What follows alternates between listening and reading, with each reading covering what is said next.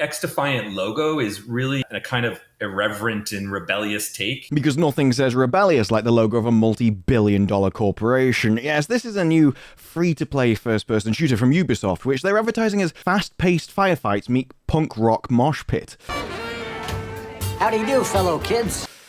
They say it's from Tom Clancy, but Tom Clancy's been dead for 8 years, so unless he's inspiring from the grave, this has literally nothing to do with him. And it seems to merge sort of the gunplay from something like COD or Dirty Bomb, and the Overwatch skills and class-based combat alongside ultimates that they've got on Ubisoft's Snowdrop engine. Now, the typical roles that you'd have, tank, DPS, healer, etc., they're called the factions in this game. You've got wolves, which are the shield-based tanks. You've got outcasts, healers, cleaners, and DPS. And echelon are the support, which are focused on sort of gaining and hiding information from your enemies.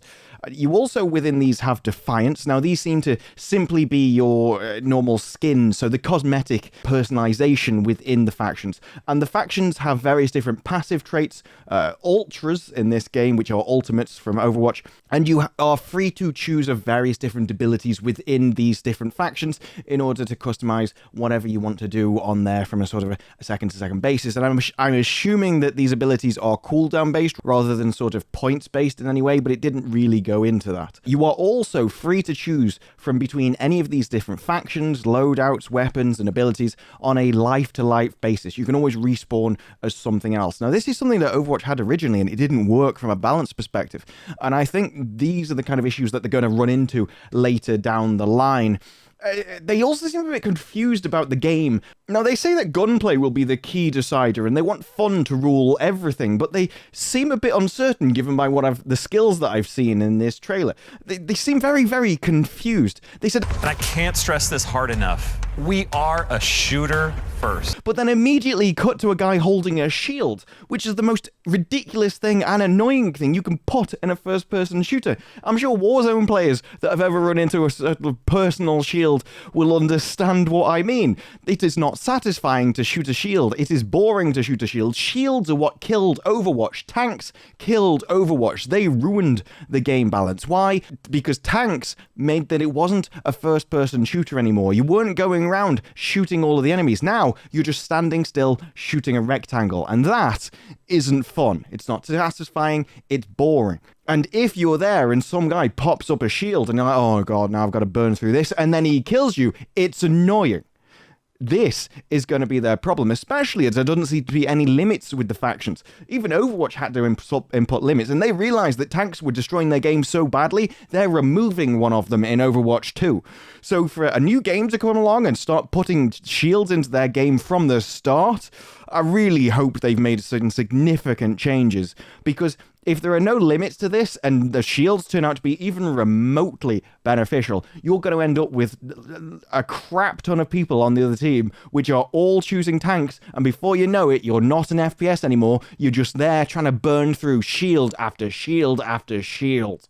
And that is not fun in an FPS. So this could be their major mistake. Now, one thing they have done to counter this is they want to get players into the game to comment on it very quickly. PC players in US and Canada will have access on August the 5th to get their feedback. So we'll get to see then whether this is an issue, because it'll be very, very quickly exposed. And it's not just PC players that have access to this. It will move on to PlayStation and Xbox for other betas later down the line. They're just starting with a very limited one to begin with. Although it's got quite a lot of content in this closed beta. The closed test will have 10 maps. It will have 7 arena maps and 3 what they're calling linear maps. These are sort of like escort game modes, similar to what we had in Overwatch, where you're escorting a payload through the map. And overall, the gunplay that we saw actually looked pretty decent. The guns seemed like they felt pretty decent. The shotgun especially, I thought, seemed to feel nice. Some of the ARs, they didn't seem to have much recoil to me, and I'm definitely more of I prefer recoil in games than these sort of laser rifles that we seem to be moving to. But that's a personal preference, and some people may prefer it more how it is now. I'm not sure they'll be able to pull in the players for this, though. Even though it is free to play, you do have Battlefield coming up, for instance, and another COD later this year.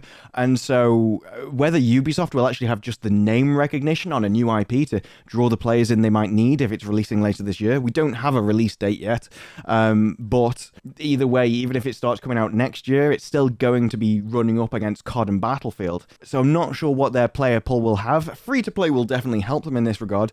So with the gunplay that I've seen, I think it does have potential. It's certainly free-to-play, so it might draw in a new audience over there. I'm just very, very concerned with the balance aspect. Warzone has enough trouble balancing guns. When you start adding in ultimates and abilities, various different factions with no limits, it can get very, very messy very quickly. So we'll have to see how fast they update it, how they respond to different imbalances, and a good sign of how this game will perform in the long term will be how they respond in the betas, in my opinion. So we'll get more information soon, and when I get into the beta, I'll be making more videos about this, giving my impressions on it then. But for now, that's it from me. If you like the video, press like, subscribe for more videos in the future. Comment below what you thought of the trailer, and I'll see you in the next one. Bye-bye.